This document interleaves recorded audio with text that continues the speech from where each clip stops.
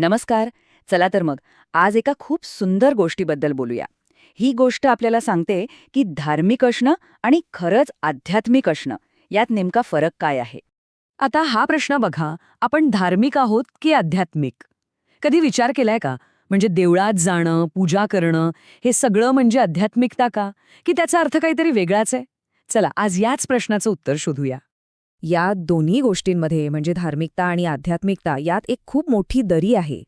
ती केवळ विधी किंवा कर्मकांडाच्या पलीकडची आहे. हां, बघा, हाच तो फरक.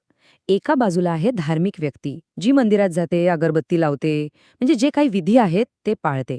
आणि दुसऱ्या बाजूला आहे आध्यात्मिक व्यक्ती, जी काय करते तर दुसऱ्यांसाठी काहीतरी चांगलं करते, कुणाला तरी मदत करते, तीही कुठल्याही स्वार्थाशिवाय. कळतोय ना फरक? हे बघा, प्रार्थना करणं, पूजा अर्चा करणं, या सगळ्या धार्मिक गोष्टी झाल्या, यात काही चुकीचं नाहीये.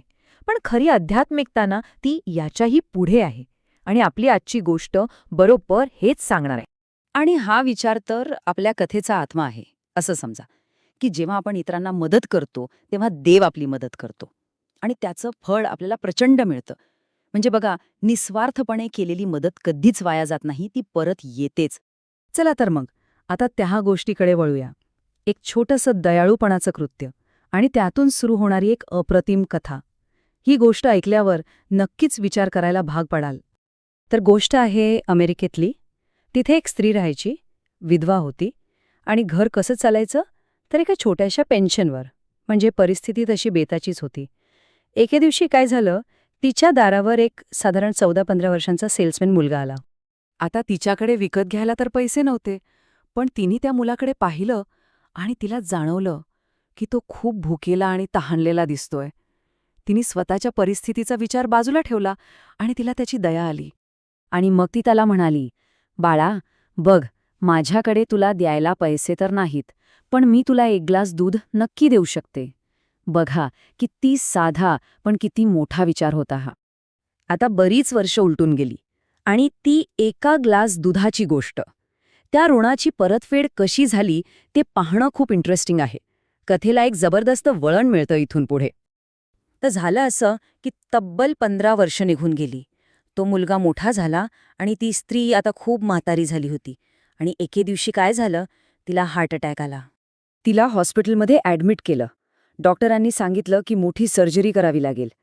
सर्जरी झाली, ती वाचली, पण जेव्हा तिच्या डोक्यात हॉस्पिटलच्या खर्चाचा विचार आला ना, तेव्हा तिच्या पायाखालची जमीनच सरकली. कारण बिल होतं तब्बल 5 लाख. आता एवढे पैसे आणायचे कुठून? ती बिचारी पार खचून गेली. तिला वाटलं, देवा, यापेक्षा मला नेलंच असतं बरं झालं असतं. मी हे बिल कसं भरणार? शेवटी डिस्चार्जचा दिवस आला. ती बिचारी भीतच रिसेप्शन काउंटरवर गेली. पैसे कसे भरायचे, काय करायचं, काहीच सुचत नव्हतं. तिने काउंटरवरच्या माणसाकडे बिल मागितलं. त्याने एक लिफाफा तिच्या हातात दिला. तिने तो उघडला आणि त्यावर रकमेऐवजी फक्त एक ओळ लिहिली होती. बिल आधीच भरले आहे. आणि खाली लिहिलं होतं, एका ग्लास दुधासाठी धन्यवाद.